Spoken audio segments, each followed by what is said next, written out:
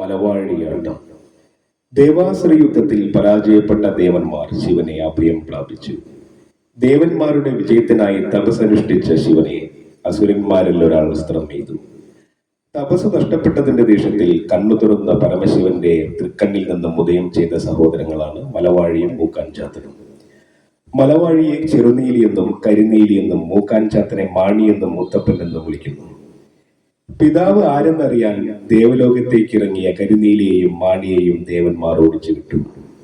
ദേവലോകം ഉപേക്ഷിച്ച് പുരാതന മാന്ത്രിക വിദ്യയ്ക്ക് പേരുകേട്ട കല്ലടിക്കോട് മലവാരത്തിലാണ് അവർ അവരുടെ കുട്ടിക്കാലം ചെലവഴിച്ചത്.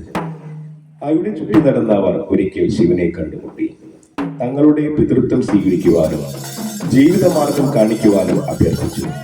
എന്നാൽ ആദ്യം ശിവൻ അതിന് തയ്യാറായില്ല. അവർ തങ്ങളുടെ ദൈവിക ശക്തി കാണിച്ചപ്പോൾ ശിവൻ അവരെ മക്കളായി സ്വീകരിക്കുകയും അനുഗ്രഹിക്കുകയും ചെയ്തു. പിന്നീട് പടിഞ്ഞാറോട്ട് യാത്ര ചെയ്ത് നാട്ടിലെ വിവിധ സ്ഥലങ്ങളിൽ അലഞ്ഞു തിരിഞ്ഞു നടന്നു.